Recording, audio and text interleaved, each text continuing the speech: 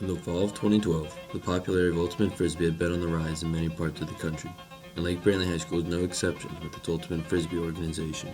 In its second year of existence, many new freshmen were drawn to the idea of an after-school sports club. As a close group of friends from the nearby Sweetwater neighborhood, 6 guys signed up to be a part of the weekly games and tournaments. With Dylan Harris, Miles Burlingame, Nick Weston, Jarrett Sabina, Brandon Wilcox, and Marcos Inger couldn't have known what their interest in Frisbee would soon turn into. After a year of competitive Ultimate, it became apparent Dylan was one of the best players in the club, and he was selected as an officer for their upcoming sophomore year. With officers selecting the teams for games each week, Dylan began to pick his friends later and later, until finally they were picked last. Infuriated by an unjust lack of playing time, Miles Burlingame decided to create his own team, with the intention of rivaling the Ultimate Club in an upcoming tournament. Found in the Ducks. Man. Well, we were sitting there, we used to go to Ultimate every day with Dylan. They always said we weren't good enough for that team. I don't know. It was some kind of elitist bullshit. But I was just sitting there and I was like, man, we can beat these guys. Leading recruits, Miles looked first to the other Sweetwater guys, immediately gaining the support of Nick Weston and Jarrett Sabina. So tell us, why did you decide to join Miles in leaving the Ultimate Club?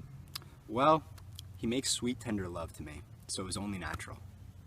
Soon after, Marcos Inger joined as well. When Miles told me he was starting a rival team against the Ultimate Club, I thought it was hilarious, and I couldn't wait to be a part of that. With that, the core 4 of the new team was born.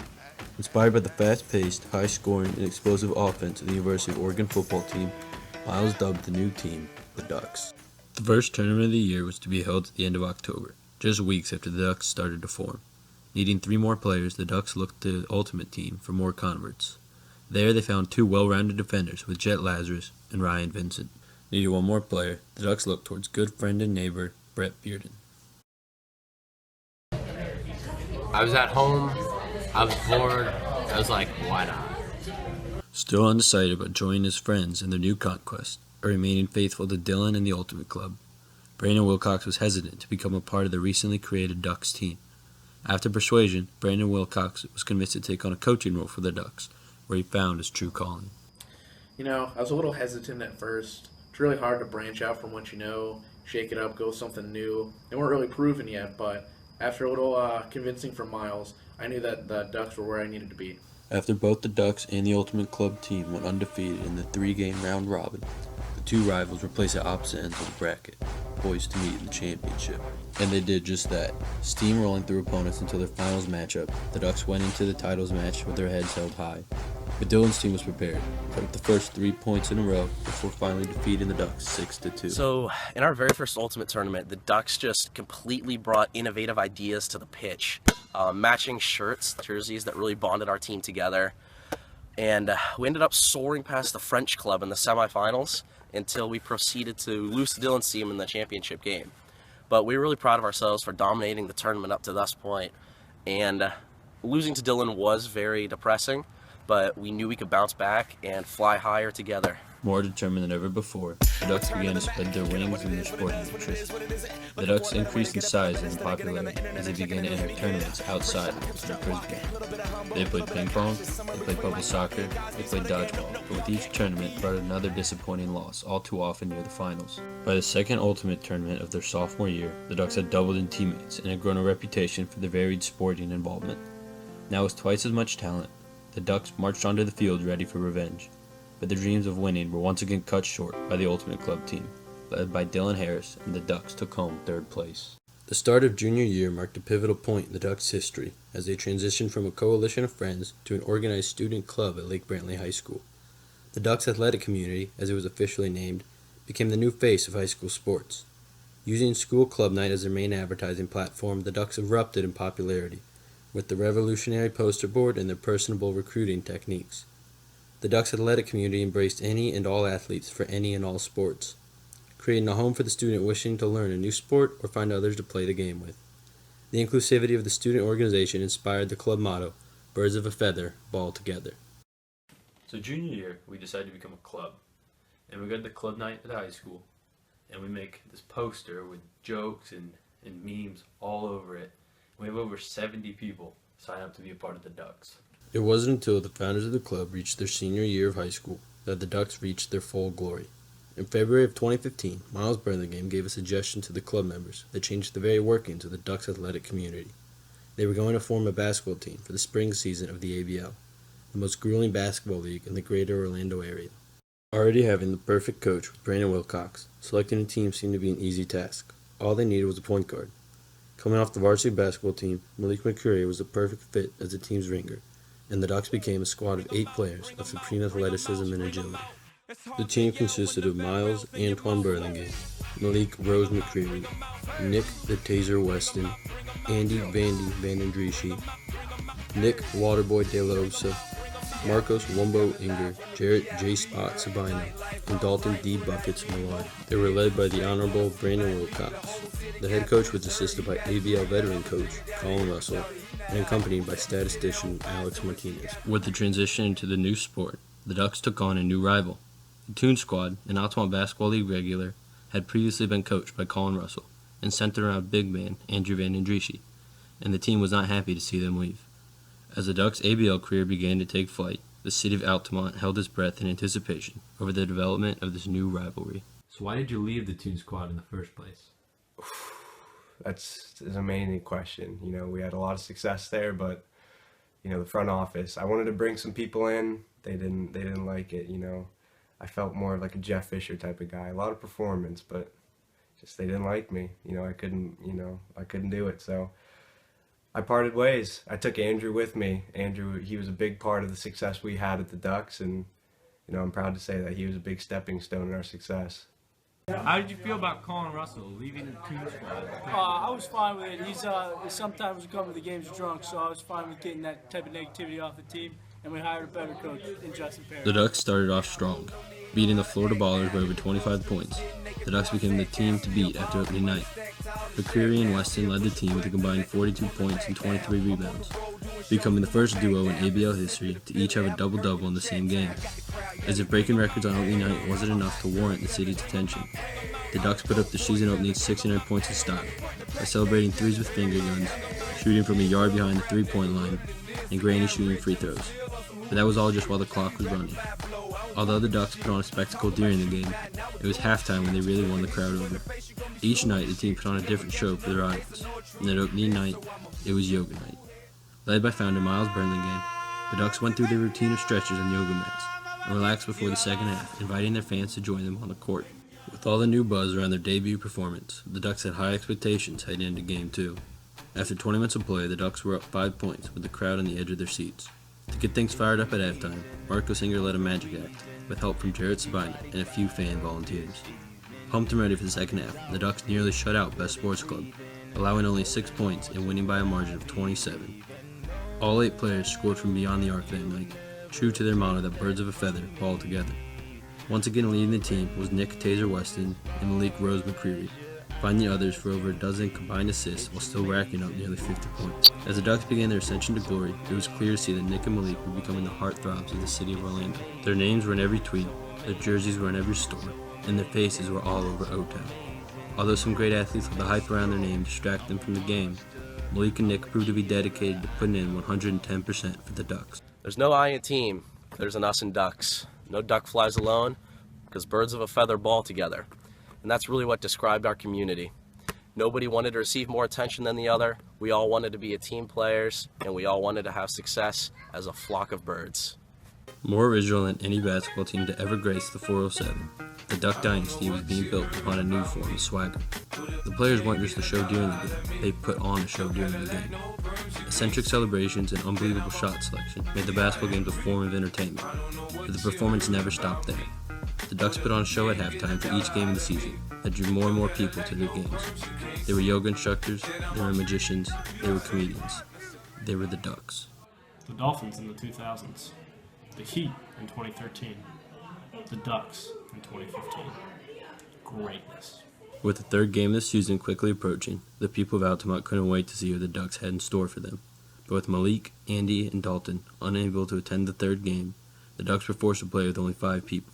With only 5 men, a lot of guys were out, so the few of us that were there bonded really tightly. Taking the floor against the 64ers, Nick De La Osa and Nick Weston ran the guard positions, and the Nick and Night show began. the Waterboy lit up the first half with a career-high 9 points and 5 rebounds. The Taser went 8 for 10 from the field in the same time for 19 points. But it wasn't enough to take the lead.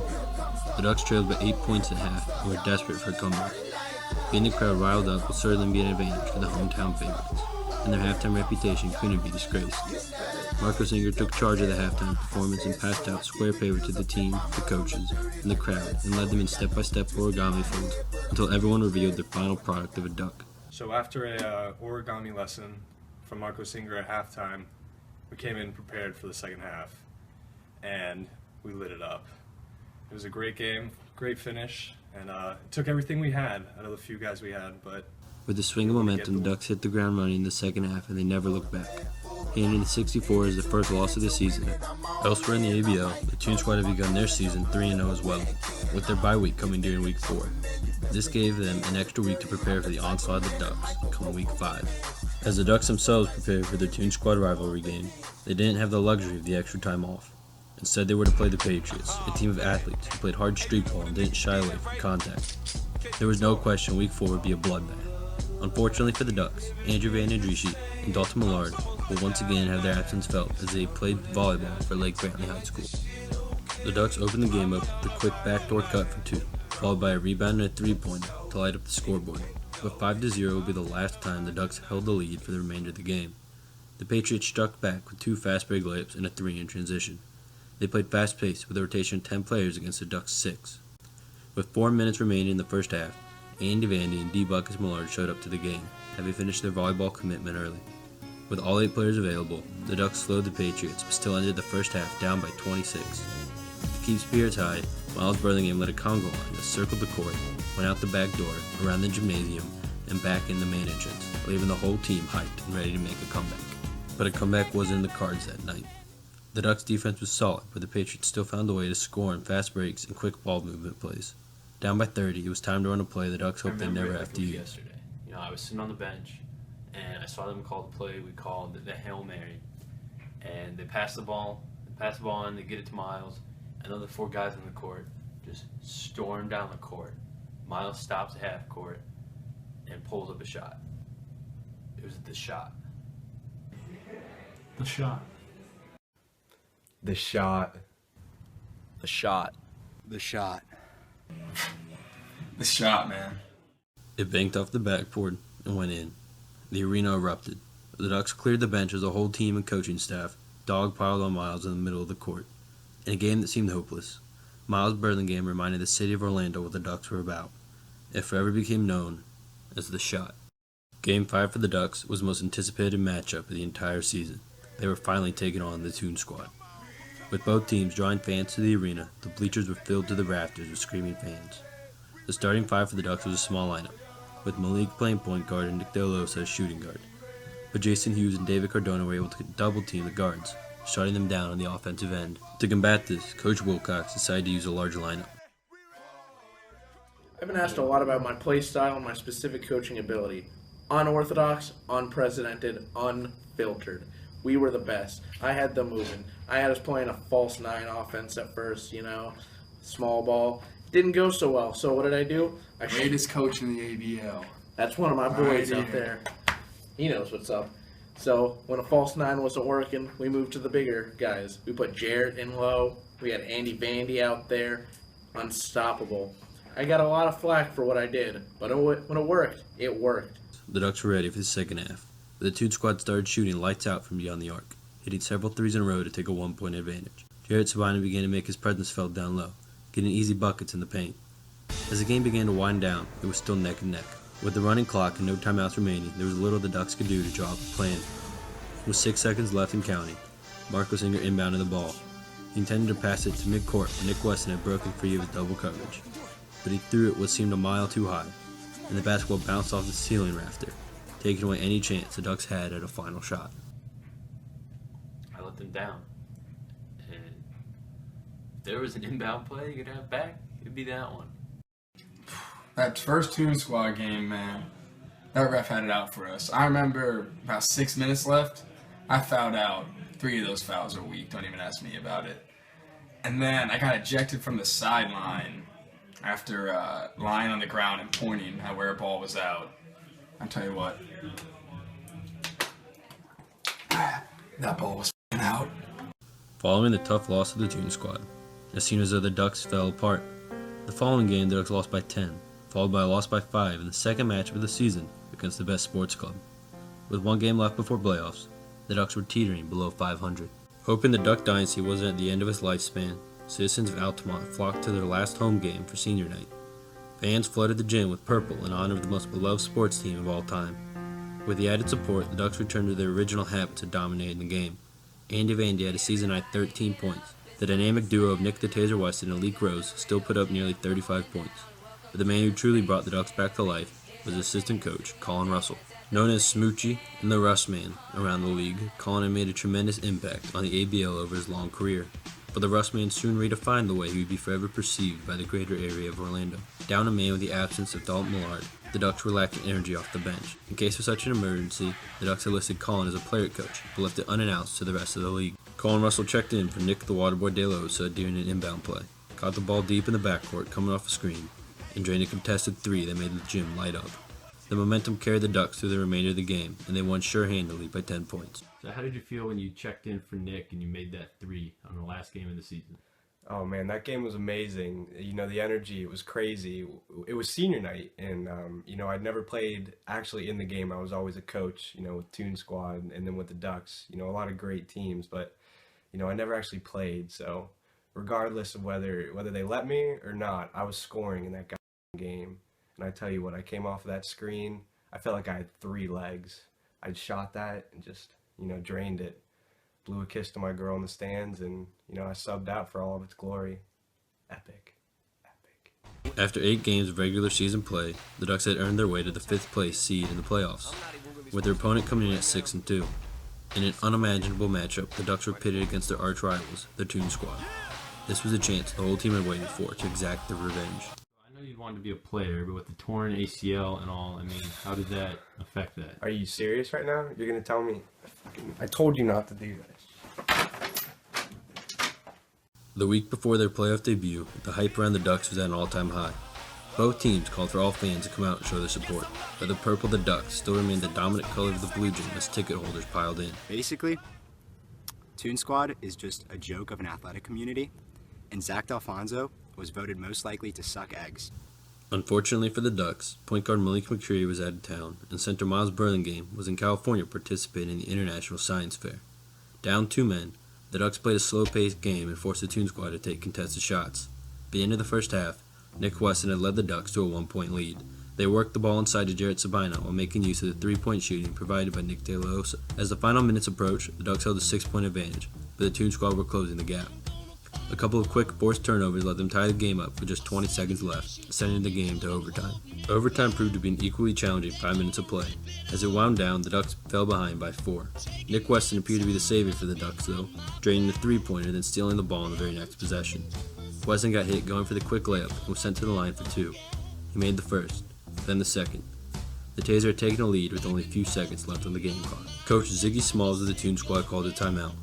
When the teams broke from their huddle, David Cardona for the Looney Tunes passed the ball into Jason Hughes, who was breaking free from his coverage. Jason got a shot off as time expired. The fate of both teams hung in the air as the brown Spalding made its way to the basket. Both teams began to yell as the ball went through the net, but for the Ducks, they were cries of anguish.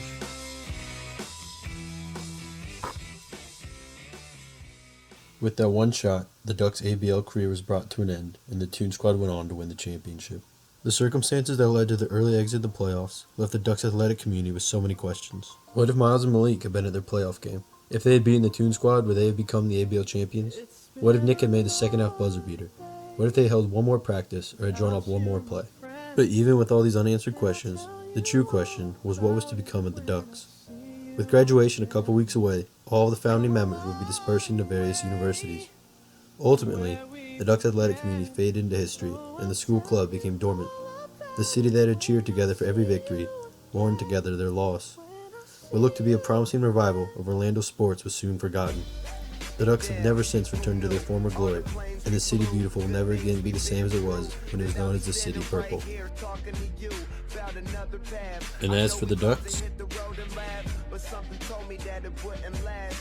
Miles Burlingame left Florida for the team that inspired the naming of the Ducks. After 1 year at the University of Oregon, he transferred to the U to escape the weird hippies and depressing rain. Miles was recently hired to replace Lane Kiffin as the head coach of the FAU football team. Leak Rose McCreary remained in the 407 after high school to work on his rap career. And Leak's most recent release, Come Up, has been climbing the charts. After graduation, McMillan-Ehinger attended the University of Missouri, where he continued his love of sports. As a true freshman, Marcus declared for the NBA draft and forgave his remaining college eligibility. He was never drafted. After leaving his mark on the Central Florida basketball scene, Nick Weston embarked to The Ohio State University to continue his academic career.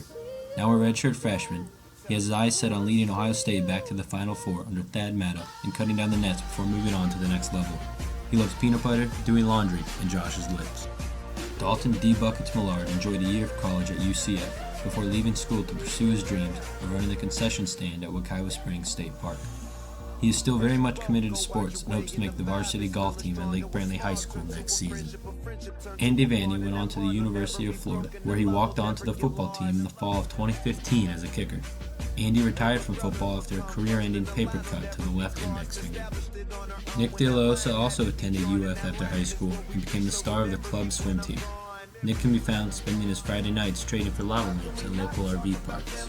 Jarrett became a UCF Knight after high school, where he studies finance and finesse. Jarrett is still a dominant big man in the world of Central Florida sports, and plans to set a world record for number of times being covered in peanut butter. Alex Amart Martinez graduated from LBHS and then attended the University of Arizona, where he became a marketing guru. Alex now owns 24% of the state of Arizona. Colin Smoochie Russell spent his senior year avenging the Ducks' ABL career as a player coach on the Red Dragons. After graduation in 2016, he joined several Ducks members in Gainesville, Florida.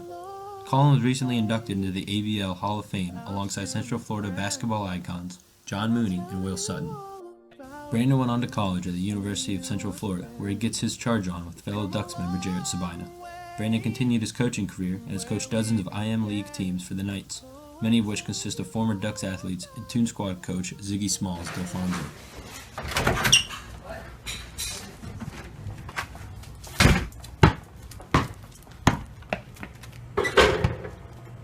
Ask me about my ACL now.